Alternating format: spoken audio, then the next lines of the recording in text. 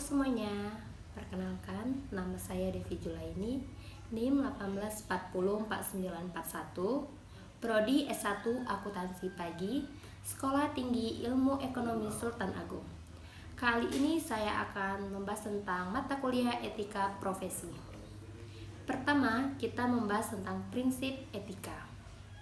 Prinsip etika terbagi menjadi 3. Yang pertama, prinsip etika IAI atau Ikatan Akuntansi Indonesia. Yang kedua, prinsip etika IFAC atau International Federation of Accountants.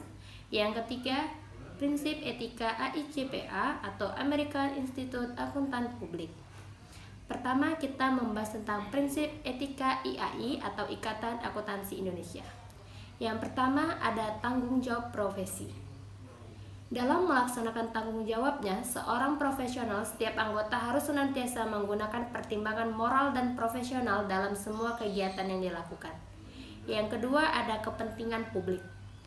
Setiap anggota berkewajiban untuk senantiasa bertindak dalam kerangka pelayanan kepada publik dan menunjukkan komitmen atas profesional dalam semua kegiatan yang dilakukannya. Yang ketiga ada integritas. Untuk memelihara dan meningkatkan kepercayaan publik, setiap anggota harus memenuhi tanggung jawab profesionalnya dengan integritas setinggi mungkin. Integritas merupakan kualitas yang melandasi kepercayaan publik dan merupakan patokan atau benchmark bagi anggota dalam menguji semua yang diambilnya.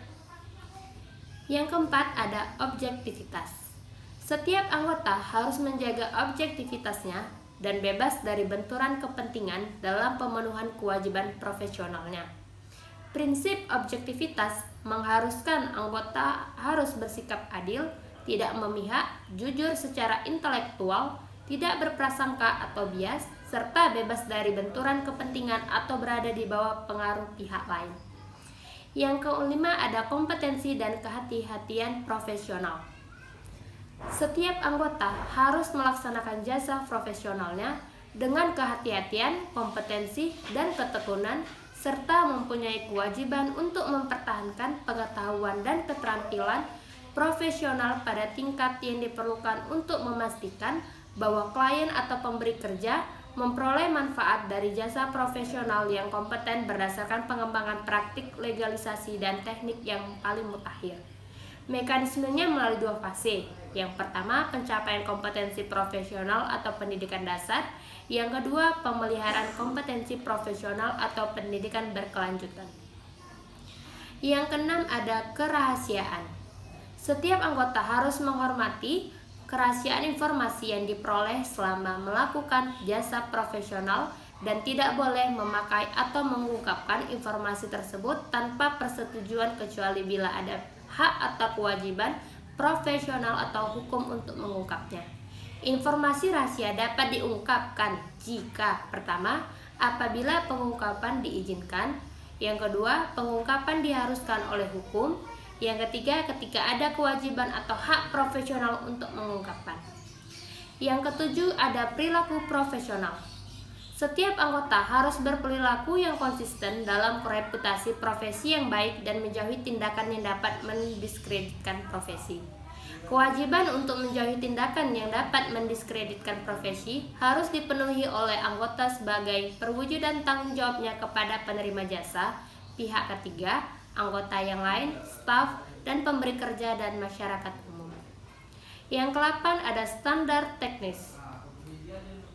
Setiap anggota harus melaksanakan jasa profesional sesuai dengan standar teknis dan standar profesional yang relevan.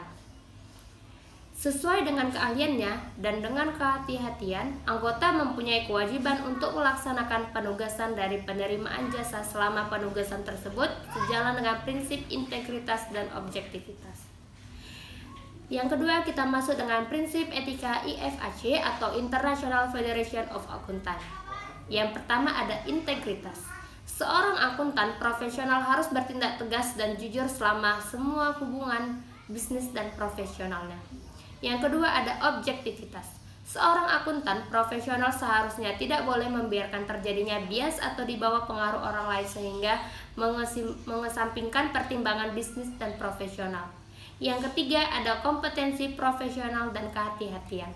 Seorang akuntan profesional harus mengikuti standar-standar profesional dan teknik yang berlaku dalam memberikan jasa profesional. Yang keempat ada kerahasiaan.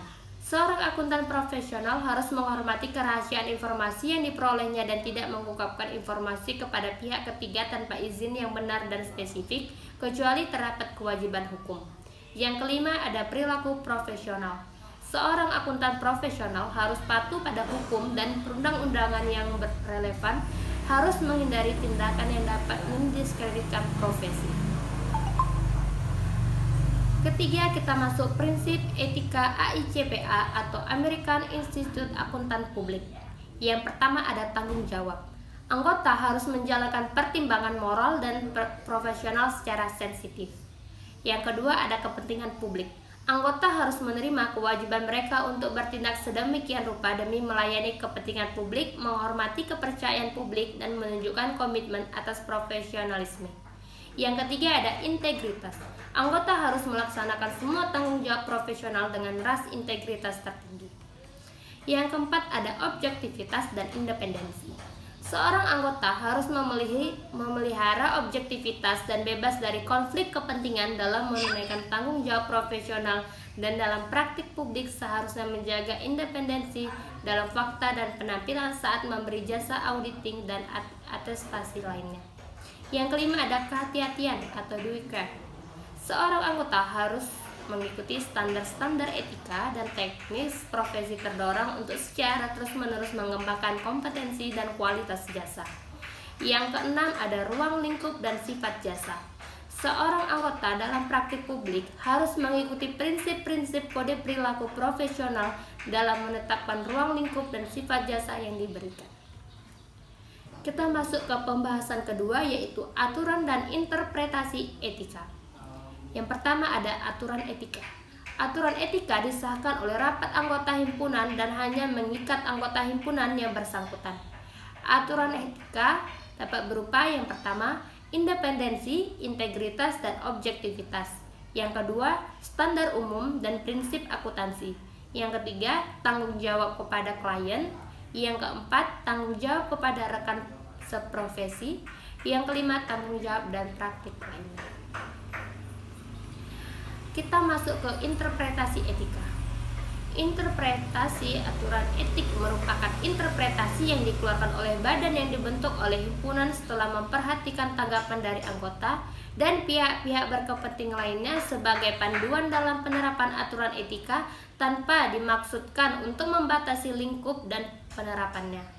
Pernyataan etika profesi yang berlaku dapat dipakai sebagai interpretasi dan atau aturan etika sampai dikeluarkannya aturan dan interpretasi baru untuk menggantikannya. Dalam prakteknya, tak ada etika yang mutlak, standar etika pun berbeda-beda pada sebuah komunitas sosial, tergantung budaya, norma, dan nilai-nilai yang dianut oleh komunitas tersebut. Baik itu komunitas dalam bentuknya sebagai sebuah kawasan regional, negara, agama, maupun komunitas grup. Tak ada etika yang universal. Kita masuk ke fungsi etika. Sarana untuk memperoleh orientasi kritis berhadapan dengan berbagai moralitas yang membingungkan. Etika ingin menampilkan keterampilan intelektual, yaitu keterampilan intelektual untuk berargumentasi secara regional dan kritis. Orientasi etis ini diperlukan dalam mengambil sikap dan wajar dalam suasana pluralisme. Faktor-faktor yang mempengaruhi pelanggaran etika. Pertama, kebutuhan individu. Yang kedua, tidak ada pedoman. Yang ketiga, perilaku dan kebiasaan individu yang terakumulasi dan tidak dikoreksi. Yang keempat, lingkungan yang tidak etis. Dan yang kelima, perilaku dari komunitas. Sanksi pelanggaran etika. Sanksi sosial ada skala relatif kecil, dipahami sebagai kesalahan yang dapat dimaafkan. Sanksi hukum adalah skala besar dan merugikan hak pihak lain. Jenis-jenis etika, yang pertama ada etika umum yang berisi prinsip serta moral besar. Yang kedua, etika khusus atau etika terapan yang berlaku khusus. Etika yang ketiga kita membahas tentang etika profesi sebagai suatu entitas bisnis.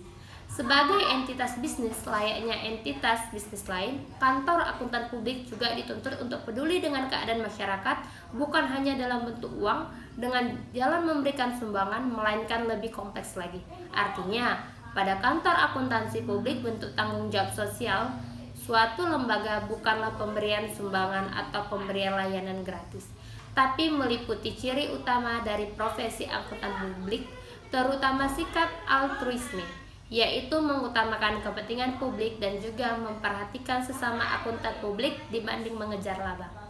Sekian dan sampai jumpa. Terima kasih.